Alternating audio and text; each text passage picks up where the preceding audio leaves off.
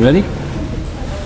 Jaya Radha Madhava Kunja Bihari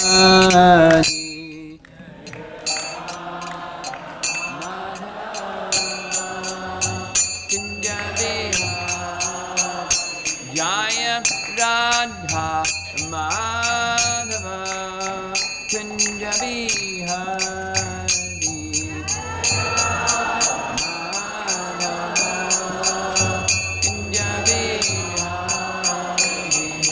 Gopijana Balabha Girivardhari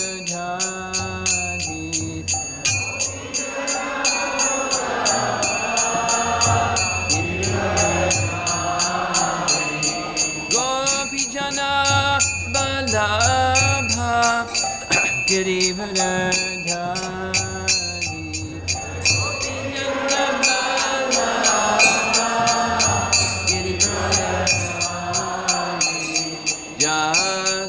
Jasodhanandana Brajajanarandana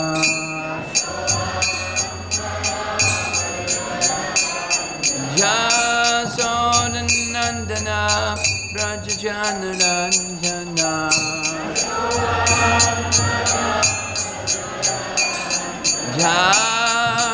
Jamunatira Vanachadi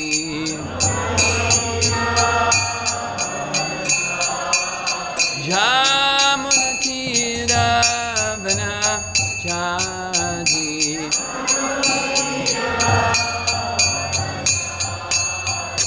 Jaya Radha Madhava Kunja Bihari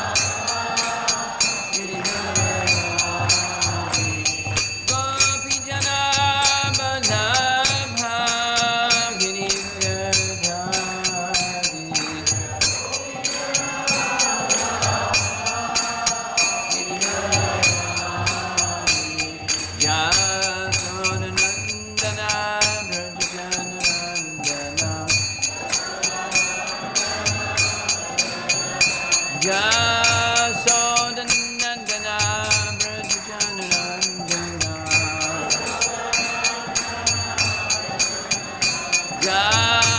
Jamunatira Vanachadi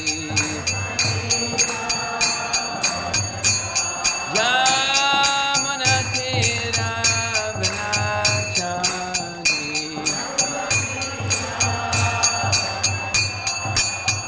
Jaya Radha Madhava Kunja Bihari Madhava Kunja Bihari Jaya Radha Madhava Kunja Bihari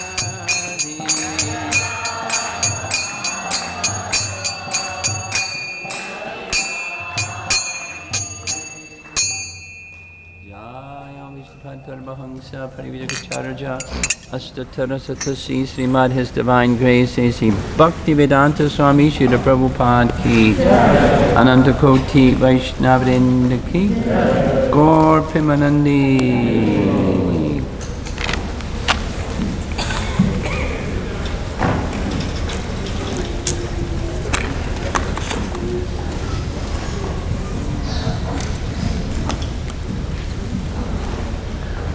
It's such a nice day. Maybe people are off in the park or something. Thank you all for coming this evening, and that's our topic for the evening. It's a nice topic.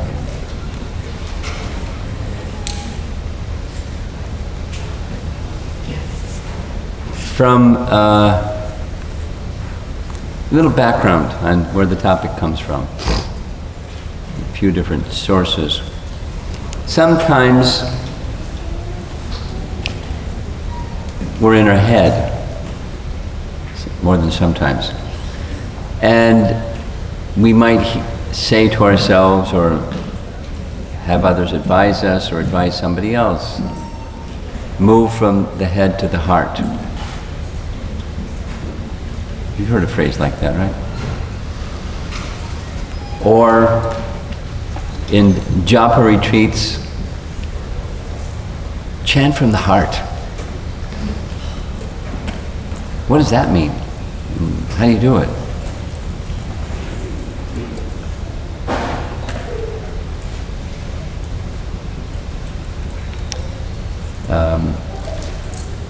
Some of you may have attended Satyananda Swami's japa workshops, or the living name, he calls it. The alignment, those of you familiar. The body, the mind, and the heart. Alignment of body, mind, and heart. To enter into the chamber of the living holy name, the pure holy name. So what's the difference between the head and the heart? That's a question. How do you align your heart with the holy name? It's a good question, it's an important question. And during this past Memorial Day weekend, when many devotees, whatever the number, a couple thousand devotees, went to Boone, North Carolina to take part in Sadhu Sangha, some others of us were in Gitanagri taking part in a workshop or a seminar on empathic communication. Now, popular in the world today, if you're not aware, is nonviolent communication. There's a lot of violence these days, yes? People are expressing their anger in some violent ways, like guns and other things. They're expressing their anger.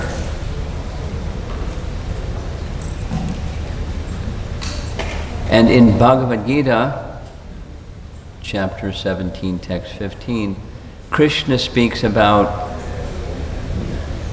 austerity of speech. Familiar with that verse? Austerity of speech? It's a good one to practice, by the way. Where you speak the truth pleasingly.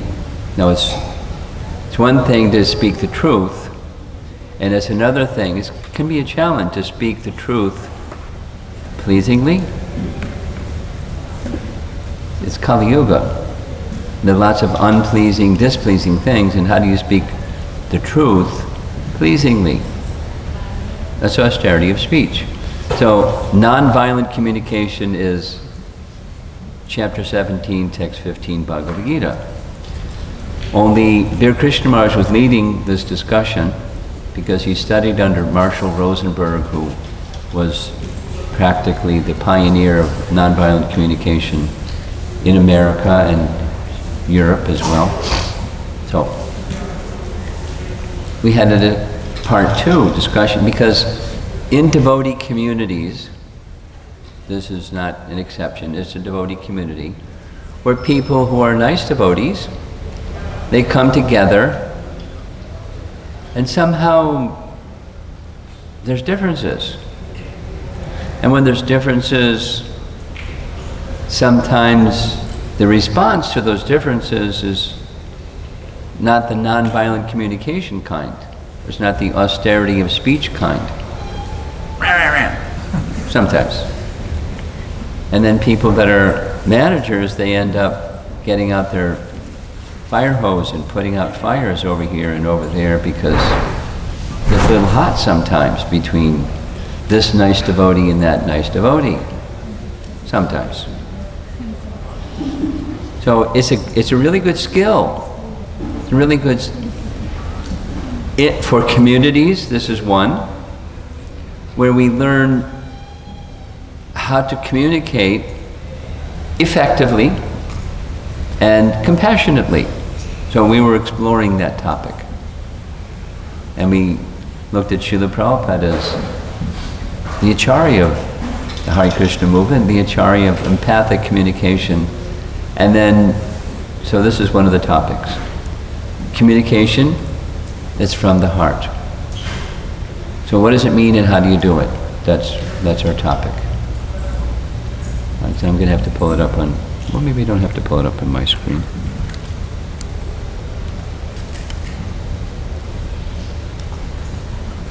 There we go. So this is exploring what does it mean. That sometimes our heart looks like that.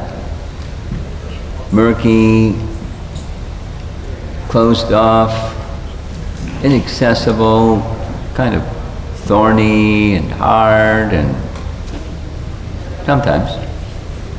And sometimes the heart is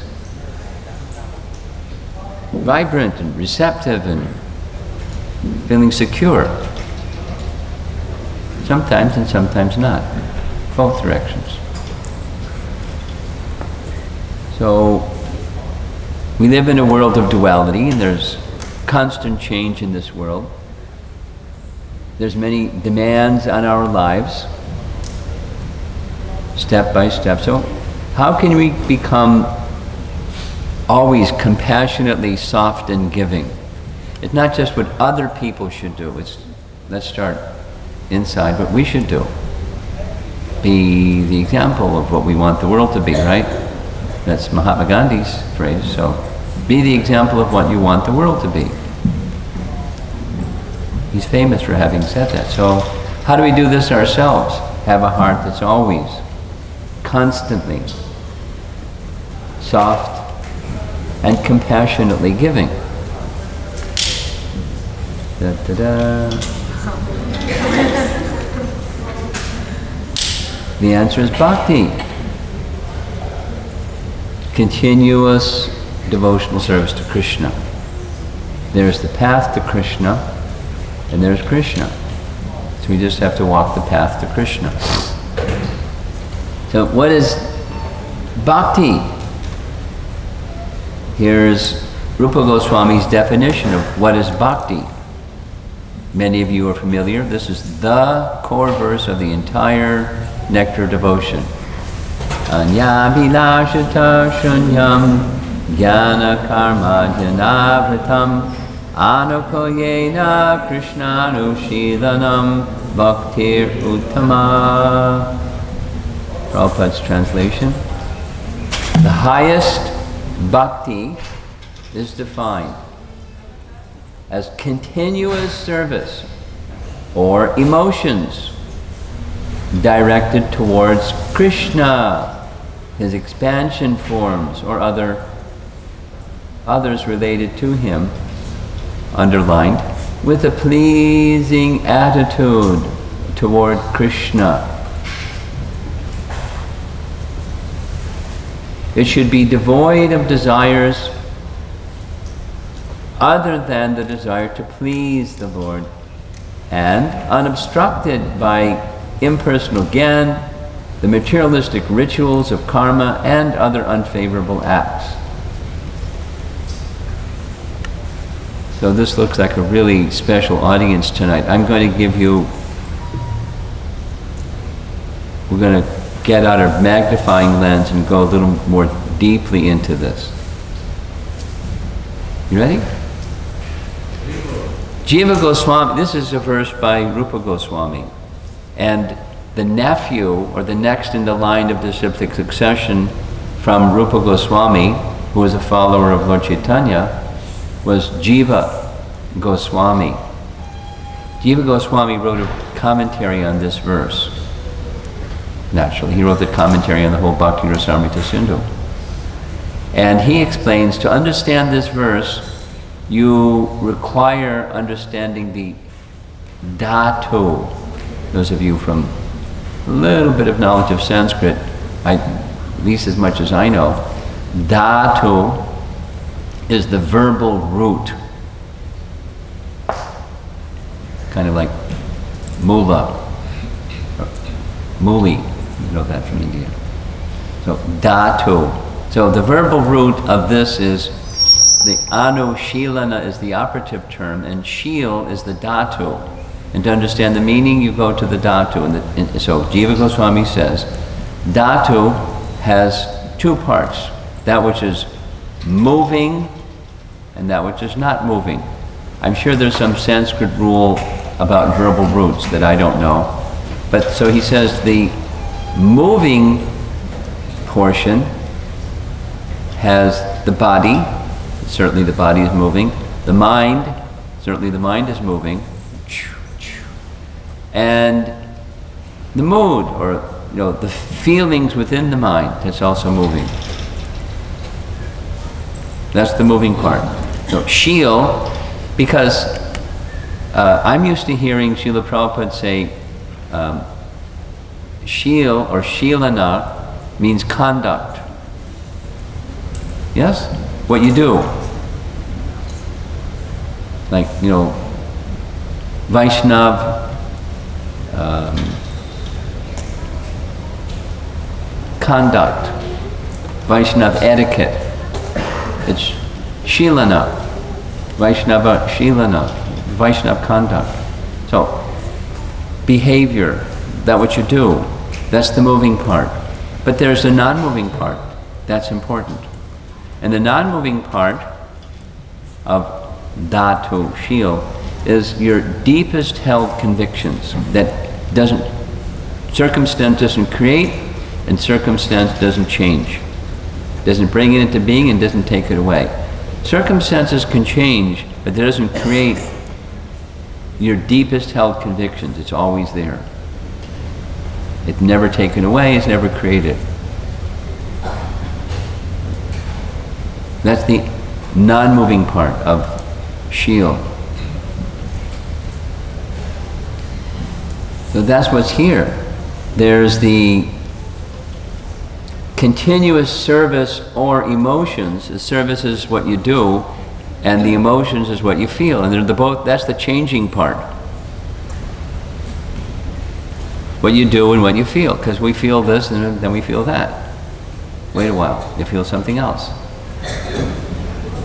But there's a deeply, deeply, deeply held conviction that doesn't come and go. And that's going to support the emotions and what you do, what's in the mind and what the body does.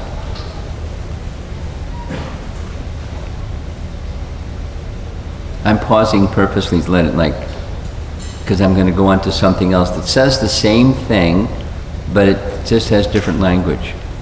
This is an education on what is bhakti. We're all practicing bhakti yoga, Krishna consciousness. Some of you, I'm sure, are familiar with the last verse of chapter 6 Bhagavad Gita. Yoginam api sarvesham madgatena antaratmanam shraddhavan bhajate yomam sameyukta tamo mataha. Krishna says to Arjuna, "Oh Arjuna, whatever you do, be a yogi, and of all the different systems of yoga, one is the uttama. It's the topmost form of yoga. Do that one." And what is that one? What's the topmost form of yoga? It's bhakti, and it has two parts. It's what the mind does and what the body does. Madgatena antaratmana, that's what the mind does. Goes to Krishna. Shraddhavan bhajate yomam, with shraddhavan, with faith, bhajate. Bhaj is the dhatu, or the root of bhakti. And it's Prabhupada's explanation, it's the senses, that's a moving part, engaged in the service of the master of the senses. It's right in this verse. Krishna anushilanam.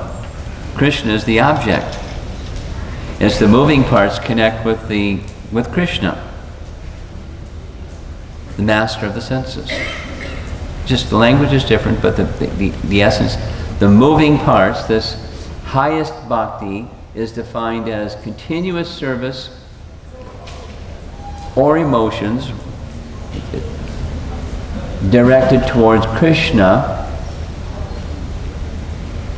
his expansions or others related to him, with a pleasing attitude towards Krishna. So the moving part of, for example, Jiva Goswami explained, the moving part of Kamsa, the mind, was fixed on Krishna. But it wasn't with a pleasing attitude towards Krishna. It was the opposite. I want to kill Krishna. Out of fear, I want to kill Krishna. Shishupal was scorned. I want to kill Krishna. So there's not pleasing ways of always remembering Krishna. So bhakti is this pleasing Krishna part. The moving parts go in this mood of pleasing Krishna. So now let's say, it's another, I like visuals. So what is the heart of bhakti? Because bhakti is at the heart of a life of devotion, and what's at the heart of bhakti? So here's Rupa Goswami's verse, Anya Abhilas. Abhilas means desire, and Anya means other desire. Anya Abhilas. Shunya, zip. Nada in Spanish. Nothing, no other desires. This is choosing Krishna bhakti as the topmost goal.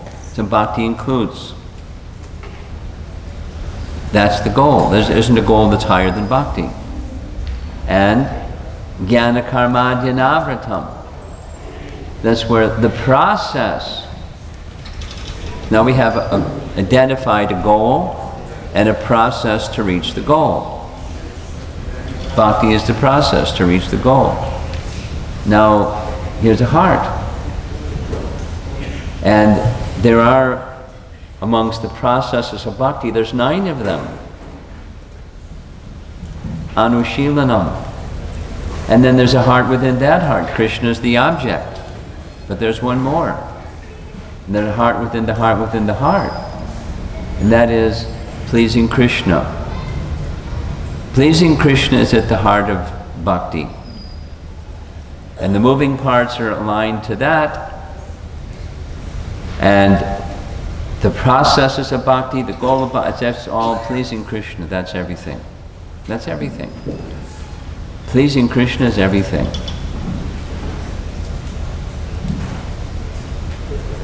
That's the heart of bhakti. Chaitanya Mahaprabhu said something quite similar that's also very important.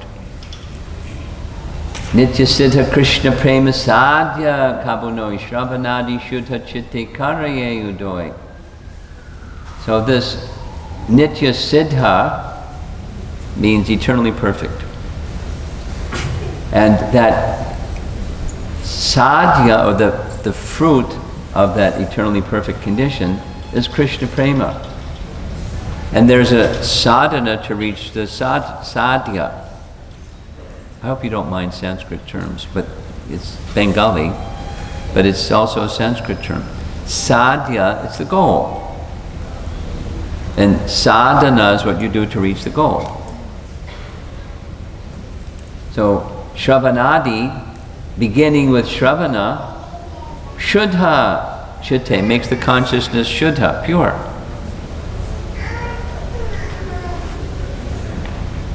So what the teaching is that there is an inherent intention within the heart of everyone. All you have to do is just exist. Just have to be a spirit soul, and that's pretty much most of us. And it's not just us, it's not just the human form. It's all living entities. A little bug that may be crawling underneath the bench over there, and you know, whatever living entities, the plants and the trees and the birds and just be a living entity. And inside that living entity, doesn't matter what country you're from, what race, what culture, what language, what color, purple, pink, orange, green, doesn't matter. Just be a spirit soul, and inside there's this inherent intention. What's that? Wanting to please Krishna. That's this unchanging part.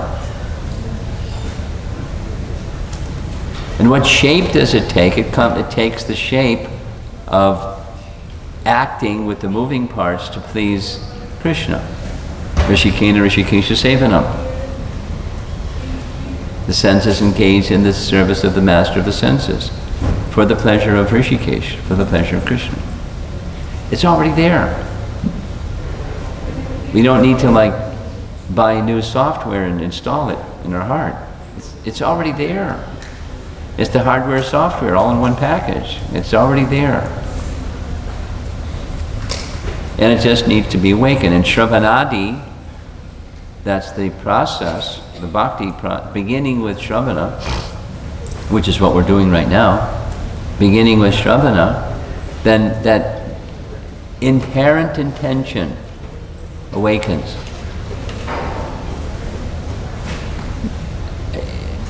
Please notice, I'll draw it to your attention, I'm saying the same thing in a number of different ways. Now I'm going to say it one more way. You ready? Bhaktivinoda Thakur wrote a book in Bengali called Jaiva Dharma. And in Jaiva Dharma, let's relax a little bit from the philosophy. Jaiva Dharma is Bhaktivinoda Thakur's style of teaching through contemporary storytelling. So here's the contemporary story. He wrote in the late 1800s. And the story is a young boy, two friends, growing up in Calcutta. And they're having this conversation, hey, let's go have a good time somewhere. Young people talk like that sometimes. So, hey, we heard about this place out there, Navadvip, Mayapur. Let's go check it out and have a good time. So they go and check it out to have a good time. And when they go to Navadvip or Mayapur, something happens. They hear this boom, boom, boom, this kirtan thing going off, and it's a party. It's a kirtan party. And so they go to the party and they meet these elevated saintly people. And they have a wow experience. Wow, we came here for a party, but we met some holy men. And we find this interesting. So they started coming back. And in the course of the discussions with the holy men, it's chapter by chapter, nectar of instruction, nectar of devotion, and our bhakti, it's a bhakti shastri course. But it's all in the context of their lives. So here's a little one. In the context of the lives, mom and dad, these two guys, two young men, mom and dad are getting worried. They're getting too interested in the holy man. They want to hurry up and get him married before they run off and take sannyas. Heard that one before? So they go to the holy man and say, we're not decided. What should we do? Should we stay here with all the holy men out here, or should we get married and work in Calcutta? And they give their practical advice. It's exceptional to be able to live as we live in this world today. This is the late 1890s.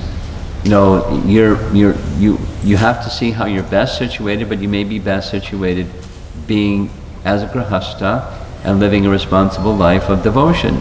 And then they describe the life of devotion for a grahastha. The sadhus are describing this to these two young men. They're just teaching Bhakti Rasamrita Sindhu and nectar of instruction through the course of a contemporary story. So, in this Jaiva Dharma, the sadhus are describing to these two men, instead of saying Nitya Siddha, he calls it Nitya Dharma. So, what's the purpose of Dharma? Is to come to the stage of Siddha, to come to the stage of spiritual perfection. So I'm just going to say it very simply, but he says everything has a source, and that source of everything is Krishna, and from that source come things. And the sadhus use the word vastu. And the definition given of a vastu is something that exists. So there's an entity. That's Bhaktisiddhanta's language, is an entity. He uses this word vastu. And every vastu has some characteristic. We're used to hearing Prabhupada say, the characteristic of fire is heat and light. Wherever there's this characteristic, wherever there's heat, or there's light, behind it there's fire. Or wherever there's fire, there's heat and light. They're inseparable. Another, wherever there is sugar, there's sweetness. Wherever there's sweetness, there's sugar. Because it's a characteristic of sugar. It's sweet. So now the living entity, that's another vastu. So what's the characteristic, the Nitya Dharma of the living entity? Sanatana Dharma is another term, but Nitya Dharma is what Bhaktivinoda Thakur uses. And that Nitya Dharma of the living entity is this inherent intention to please Krishna. It's within every living entity. So how do you get that Nitya Dharma to the Nitya Siddha stage? Shravanadi. He's explaining Lord Chaitanya's teachings through the sadhu teaching these young men about vastu, about stuff.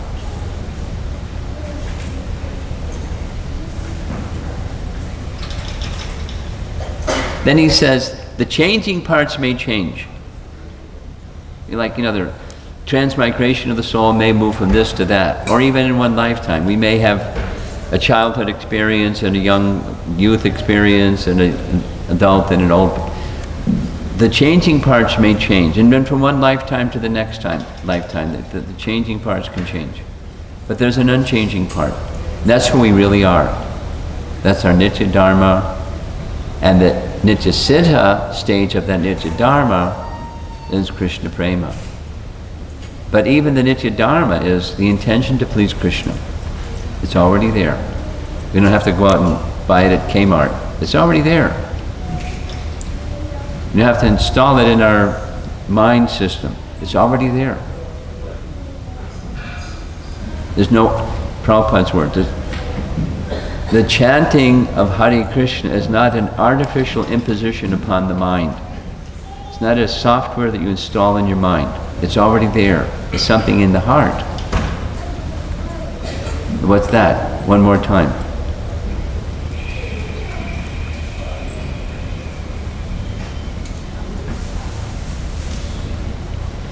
It's the intention to please Krishna. It's inherent. And bhakti is to awaken that up to the stage of mature, complete, blossoming, fragrant fruit and flower stage of bhakti. Therefore, connecting to the heart means to access that which is truly of substance in each living entity. It's Nitya Dharma, which is the desire to please Krishna. Bhakti is not just a behavior. Bhakti has behaviors, that's the moving part. But the essence is not the behavior. We do behaviors, that's good. But it's not the essence. Executing the process of bhakti is to uncover that real substance, the seed of intention to please Krishna, and allows its natural life to flourish. One that surpasses all material preconditions, one that is supremely beneficial to oneself and to all others. Now, this is connecting to this empathic communication.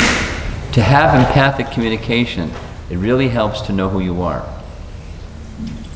Say it negatively. If you don't know who you really are, any attempt to have empathic communication, or Krishna's phrase in Bhagavad Gita 17:15, austerity of speech, you may be biting your tongue, but you're not going to be effectively communicating,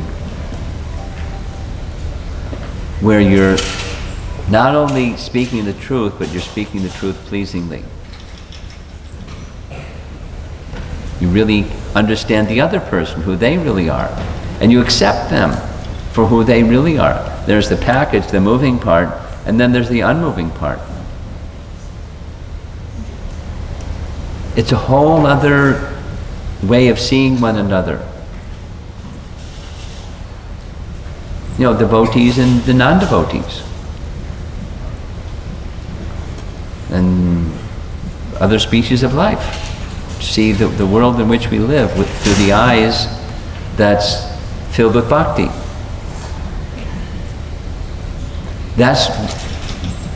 We're being encouraged by the Hare Krishna movement and by the teachings of Srimad Bhagavatam and Lord Chaitanya, Rupa Goswami, etc., to come to that stage.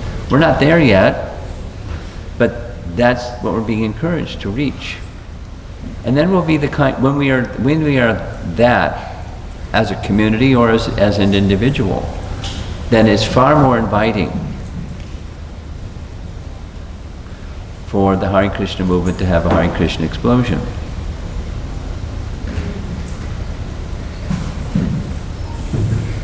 Once we connect to this place in our heart, service to Krishna becomes so intrinsic to our being.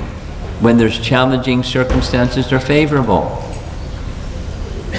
again, it's the world of duality. Sometimes good fortune, sometimes ill fortune. Before coming here this weekend, I was in upstate New York and it rained every day. Every day. Then I came to New Jersey, there was sunshine, it was hot.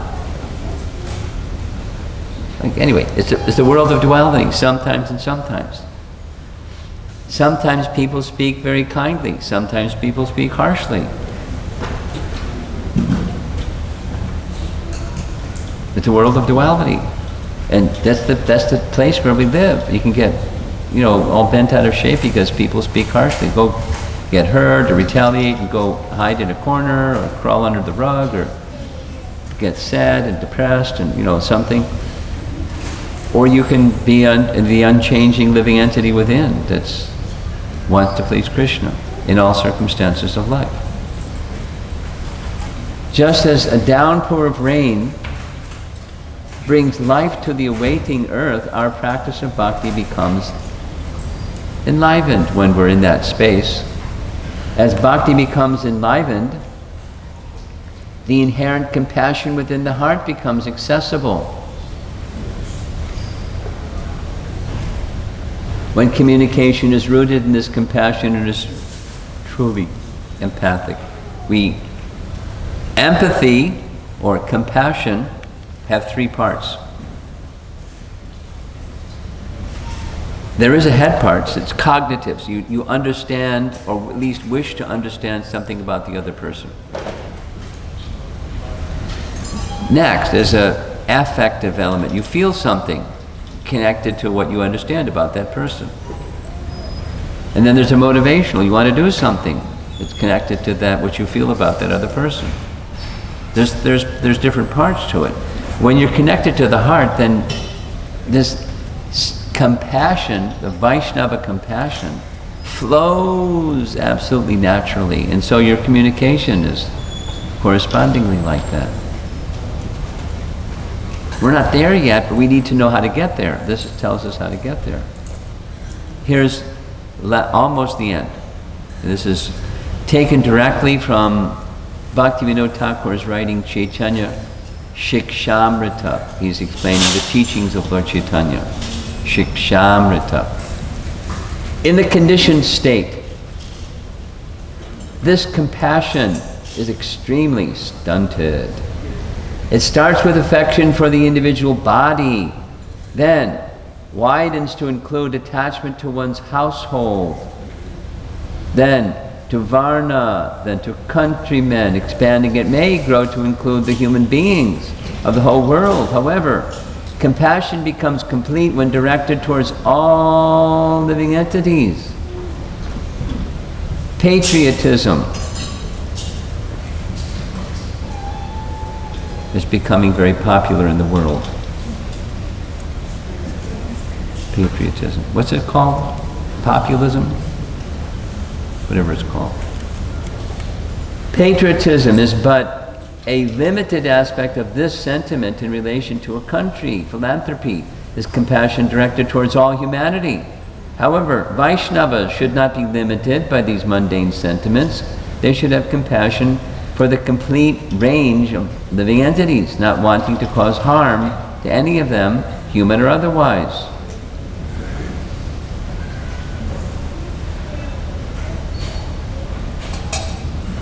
In examples, we have, this is Raghunath Das.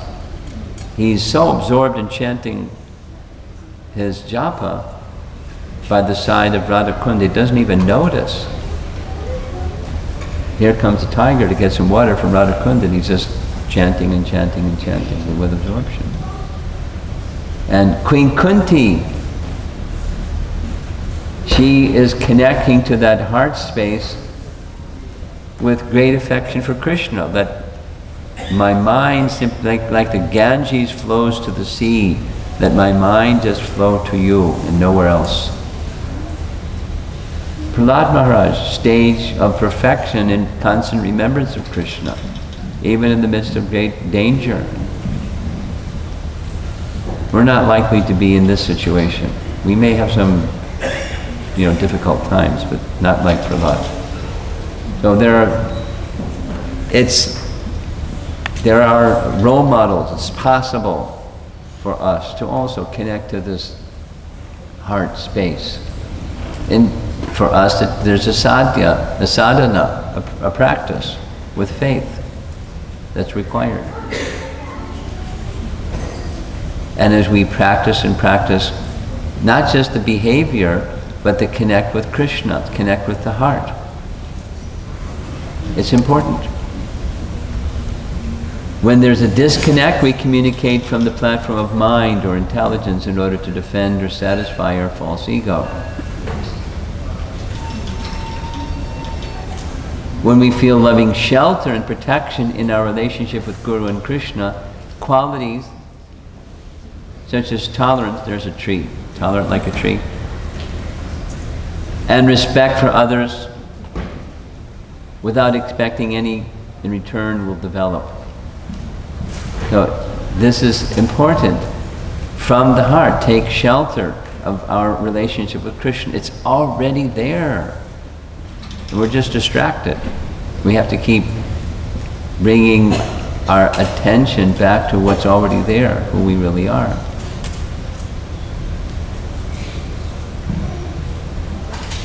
Exhibiting these qualities will touch and transform the hearts of others in amazing and unexpected ways.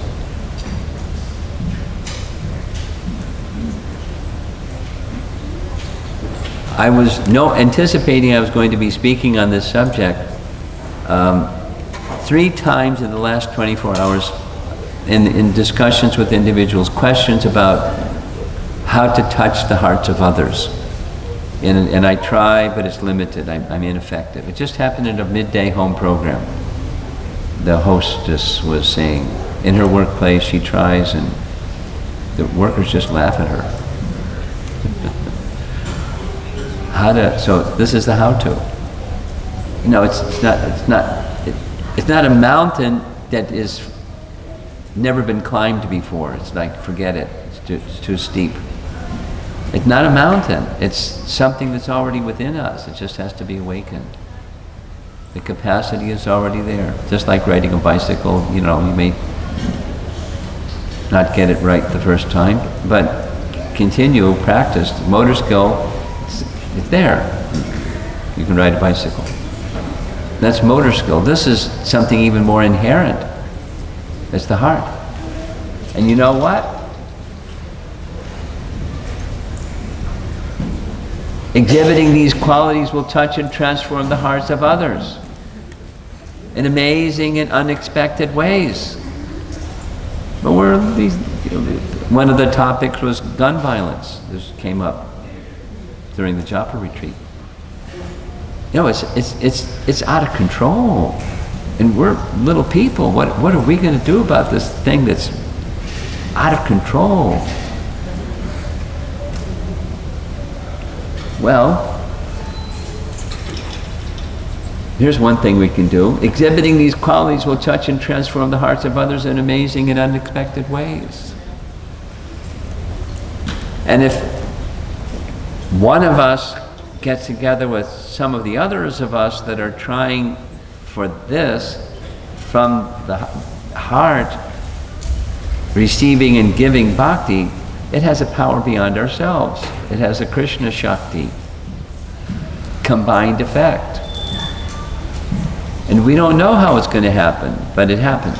The potency is there for it to happen.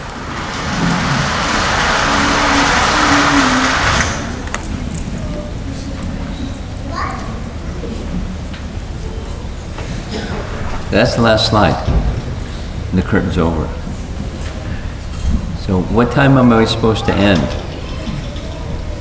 Who's our timekeeper? Madhupati?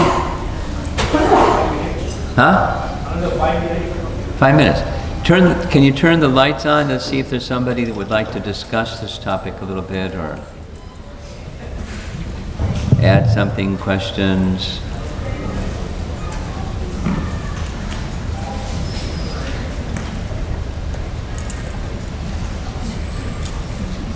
Krishna Maharaj, thank you very much for the presentation.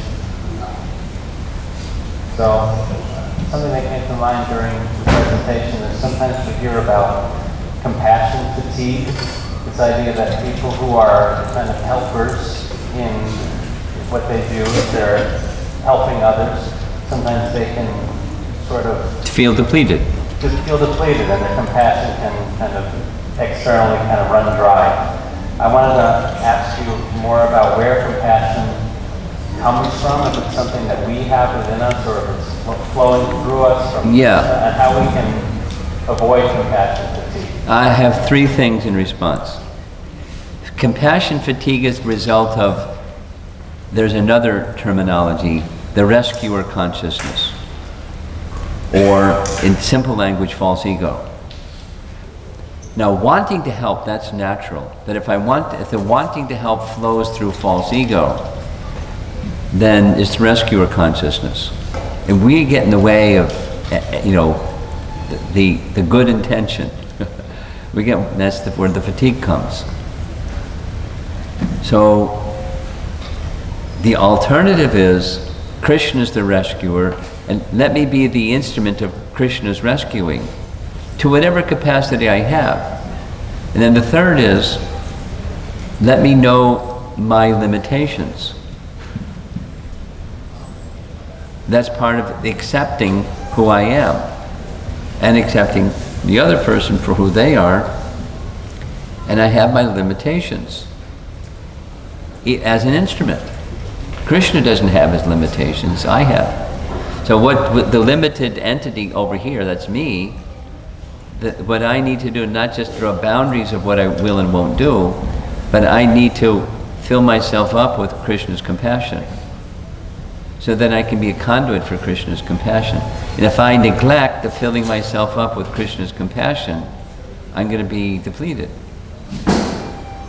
So I need some boundaries for, and be a lot in the receiving mode of Krishna's compassion in order to give.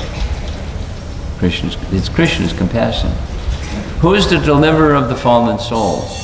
Is it you, or the rescuer, or is it Krishna? So I need to be able to receive Krishna's kindness in my heart. My bhakti vessel needs to be really full, so that I can naturally, the quality of compassion is a natural quality of the soul because it's of Krishna. But I need to, my Krishna connection has to be really strong. And then knowing my limitations, because I'm very tiny.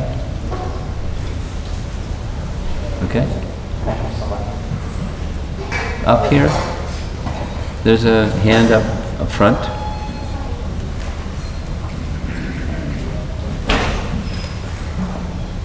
Very well, Maharaj. So I also really see Prahlad Maharaj as a role model as well. So one thing that really inspires me, Prahlad Maharaj, is how much compassion he had for Hiranyakashipu. Yeah. Despite the negativity that Hiranyakashipu brought. When we're in the association of these negative personalities, how do we still keep that amani amanate and always giving other people respect without expecting anything in return? When you're full, then it's doable. If you're not full, it's not doable. If you're feeling half full or depleted, or well, I'm a mixed devotee, and so I'm doing for Krishna, but I also have this other part of me that is for me. I call it the two-pocket program. Krishna pocket and me pocket. Me, Krishna, Krishna. So we have to get to the one-pocket program. It's Krishna, Krishna, Krishna, Krishna. And then you're feeling, because that's who we are, you're feeling full, and then you don't need anything. And when you don't, Prahlad says, when you don't need anything, you can have everything. Or nothing. You're equally happy. Because there's no need. No, but there's the one need is my relationship with Krishna. Now that's the high stage. So your question is, how do you get there? When your connection with Krishna is really strong, this Krishna signal is coming in really strong. I'm feeling connection. We're not there yet, but when we're feeling that, then we don't need. We can continue to be compassionate, even in tough situations. It's remarkable that he did it without the sadhu sangha. Like, I continuously need sadhu sangha in order to You're smart. Some kind of. You're not. There's nothing broken with you. You're smart.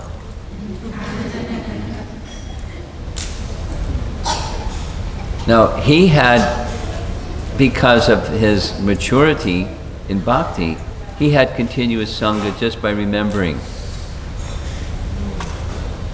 He was not disconnected from sangha because he was always remembering and feeling connected to Narada.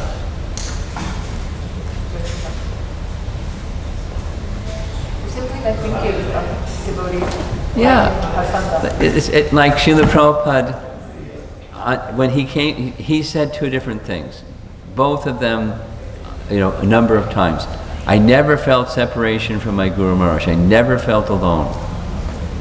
Because his instruction was with me always. Vibrant, vital.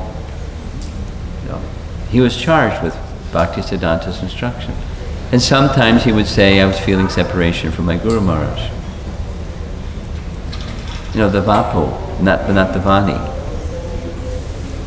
So that's a life of sannyas. You're under the instruction of the Guru, and you're living a life of connection to Guru. And going here and there, and you're never alone.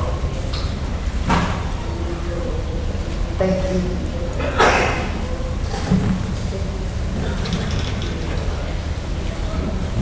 Anyone else? Okay. Looks like we're... No. Okay, Madhupati, we're wrapped up. Srila Prabhupada ki jai.